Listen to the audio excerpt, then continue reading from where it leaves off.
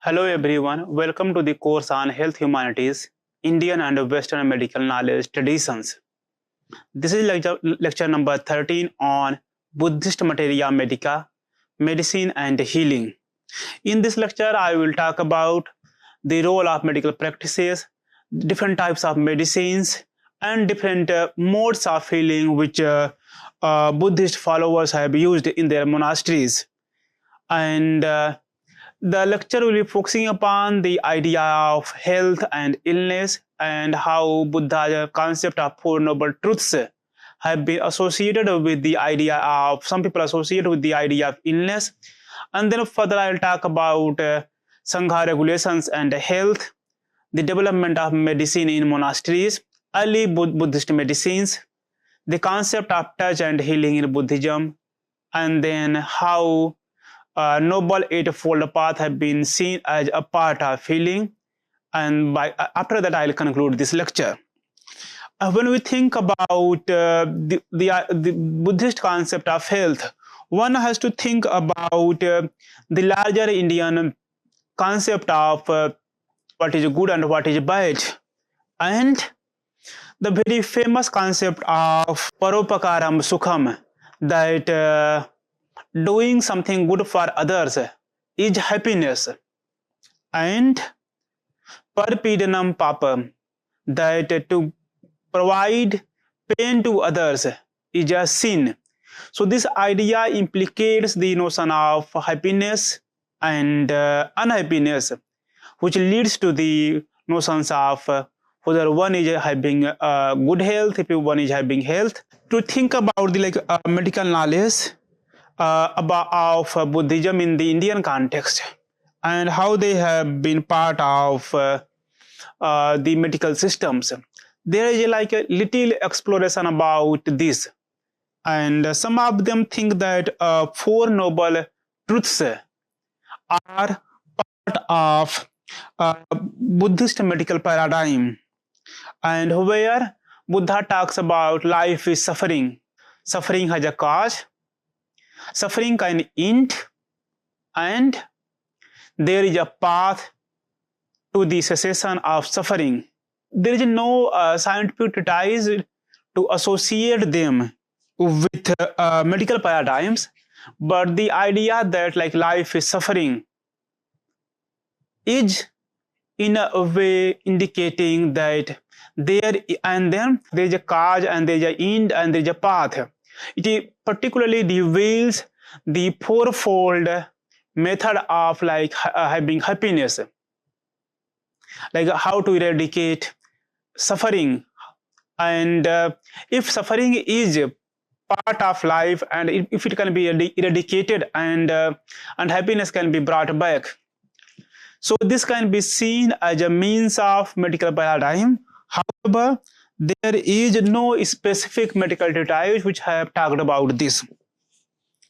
And though when we think about Charak, he has talked about four paths, though in a different way. And so this is revealing that how the earliest Indian traditions or Buddhist traditions have talked about or have seen life, and how they have found out the path and to eradicate the suffering and then bring back happiness. And happiness is seen one of the most important content of health, that health is something where one is going to be happy, and without happiness there cannot be any kind of health. And when we think about the regulations of Sangha, then we find that they have a particular mode of existence, particular mode of living their life. And then the people in the monasteries, the bhikshus in the monasteries, lead a particular kind of life, and which makes their life to be modeled upon a particular rules and regulations. And in this way, they have developed the care for their fellow bhikshus or fellow members, nursing their fellow sick members, and then taking care of other monks. So what we witness over here, that the earliest monasteries, though they are not in the sense of modern medical hospitals, but they have developed the sense of caring, the sense of healing the fellow members, and they are seen to be some of the earliest examples of medical healing, medical caring.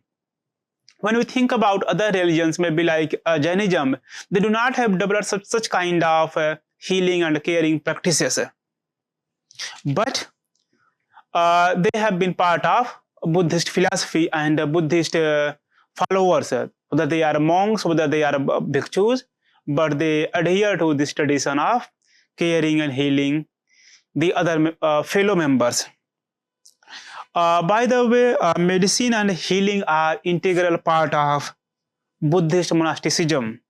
When we look at different spaces where a Buddhist monk lives, then we find that they follow a balanced lifestyle, which can include a healthy diet, a regular exercise, sufficient rest, and then they also practice meditation and mindfulness, which can help them to cultivate awareness of body and mind. It can reduce stress and improve mental clarity. Moreover, they follow the precepts, moral guidelines of Buddhism and avoid harmful actions, promote kindness, compassion, contribute to mental and emotional well-being, and foster positive relationships. Some of the earliest examples which one can find about Buddhist medical systems are, for example, the second Rak edict of King Asoka at Girinar, where he has proclaimed that everywhere in the kingdom there are medical treatments, and these treatments are available to both human beings and animals. And then this Rak edict talks about medical herbs, roots, fruits, which are imported from different places and has been used for treating the animals and human beings. However, there is no proof that there were medical hospitals during that time, and nowhere these monastic establishments were close to hospitals, but there are examples where these monks get sick and then they are treated in their own cells, and which are meant for their day-to-day existence, day-to-day life. And so in this way we notice that though there are ways of treating, the ways of caring, however, there is no proper development of medical or caring structures.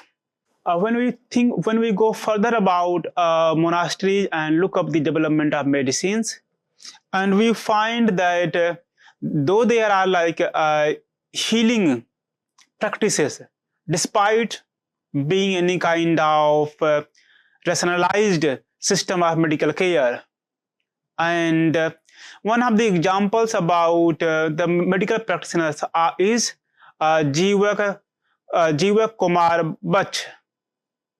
He has studied at Takshila, and then there are a lot of examples where he has been seen to practice or taking care of the people who are sick, who are ill. And after Takshila, we have other centers. In Takshila, there is examples of teaching medical educations, and then the other places where medical educations have been developed, that is in the later half of the 6th century, particularly in Gupta dynasty, where Indian medical practices have been taught. And then we have found examples about teaching Indian medical education at Nalanda and other places. So there are places, there are universities which have been teaching in their subject the course on medicine, but there are no sufficient examples to actually find out the proper development of hospitals. But they had medical knowledge, they had been part of medical systems in their own ways. When we think about the earliest Buddhist medicines, and then Kenneth Gist has talked about different medical practices which have been found in Buddhist monasteries, and he has talked about 5 basic medicines in Buddhism, and then they are like fresh butter, ghee, clarified butter, oil, honey, molasses, and then he talks about different other things like which have been used as a part of medicines. They are like fats of animals, roots, extracts, leaves, fruits, gums, salts, and so many other things which have been part of the Indian medical traditions. And then these 5 medicines like clarified butter, which is called ghee. It has been recognized by Susruta in his book called Susruta Samhita. And it has been also recognized by Charak. And he calls it as a kind of cow products which can alleviate wind in the stomach. It can help in different kind of biles, and it is prescribed in the month of autumn. Then number 2, butter, fresh butter, which is called Navnita. It occurs both in Susrut and Charak, and again a kind of cow products. It occurs both in Susrut and Charak. It helps to promote digestion, appeases wind and flame. Honey, madhu. So like all the and then molasses, treacle. Like all these are found, are recognized by Susrut and Charak, and they have been part of in treating the people in different ways. Further, when we move, then we have references of using fats which Buddha has prescribed for different people, and these fats can be used as medicines. When we think about like 5 basic medicines, they can be used for for day-to-day basis, and it can be used for anyone, the people who are ill and those who are not ill. But fats, they are used for the people who are having certain kind of problems, certain kind of health concerns. And then there are like suggestions of using the fats from bears, fish, alligators, swine, donkeys, and many other animals. And however, the earliest Buddhist medical texts do not provide any kind of classification of these fats. When we look at Charak has also used, talked about fat and marrow under the category of food additions, and he says that they can be used for like providing additional nutrients to the body. And he talks about different animals, different birds, different kind of sea animals which can be used to actually extract fats. Susruta has also talked about using fats and marrow under the category of oils. So when we think about like using oil, and then oil has been a part of fat in the context of Susrut. And then there are multiple examples of using roots which have been allowed by Buddha. And the examples which include, like they are turmeric, ginger, sweet flag, and many other varieties of roots. And then he talks about like how to prepare these roots. And they say like there are like 2 stones. So one is like and where these roots are crushed, and it can be then used as a medicinal way.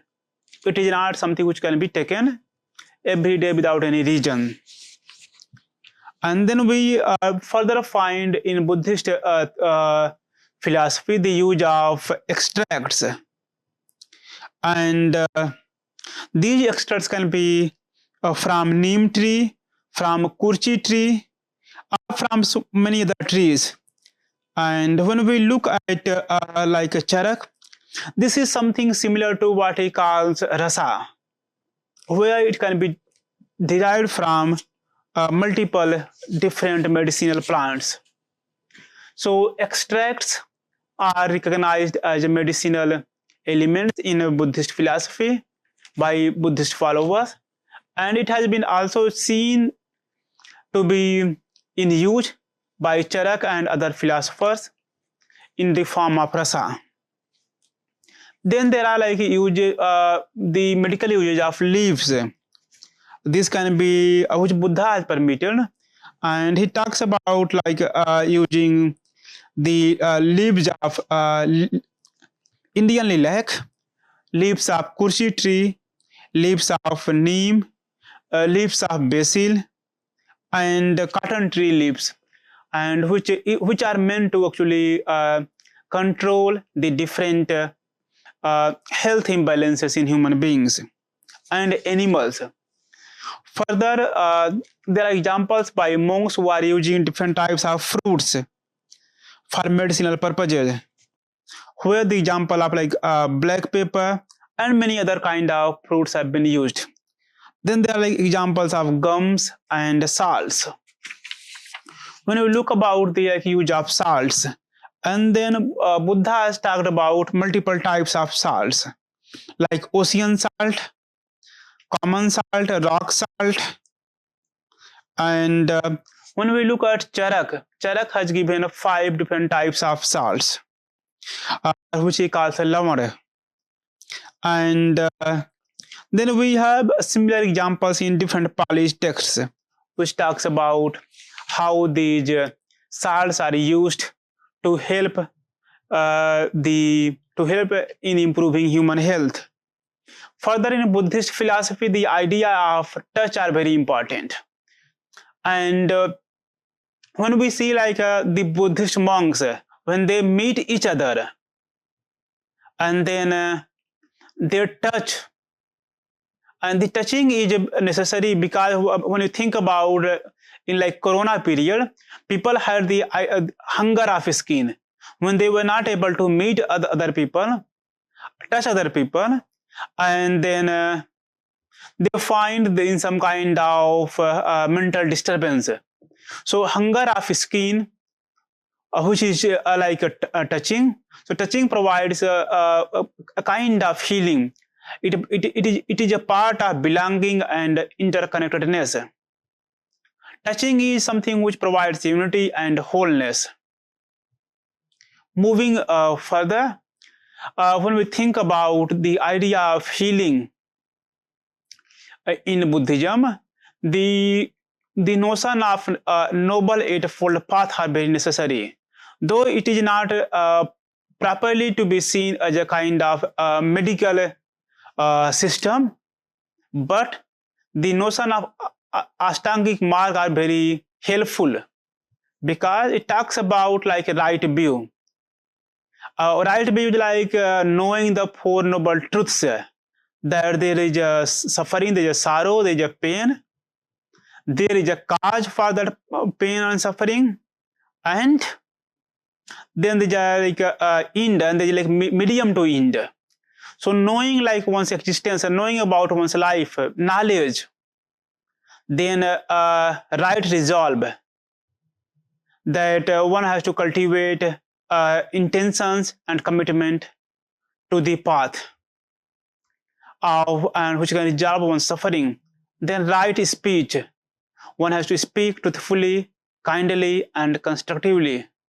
Right actions, engaging in ethical conduct and avoiding harmful actions. What I said earlier, that doing some kind of unethical actions is a kind of pap, is a kind of sin, which can lead to some kind of distress. right livelihood, right efforts, right mindfulness, and right concentration. So anything like which is not in the extremes are good for human health. So when we think about the concept of healing in Buddhism, one has to take or consider a standing mark as a mode of healing. It can reduce one's problem, one's suffering, one's pain, and provide a new perspective. It can provide some kind of mental balance. So in this way, the Buddhist philosophy are healing and medicine in Buddhism. They are about knowing the pain. It is about the knowledge of suffering and how it can be reduced. Further talks about health regulations, maybe like balanced exercises, balanced food, like eating not too much, not eating too less. Because if one eats too much, it can cause some stomach disturbances. If one eats little less or too less, then it can cause weaknesses. Further, when we think about the medicinal systems or medicinal herbs which Buddha has prescribed, whether it's about like fruits, roots, leaves, and so many other things, which means one has to live close to nature and derive the medical elements, medical herbs, medical ingredients from nature. And finally, one has to actually follow a balanced path, which is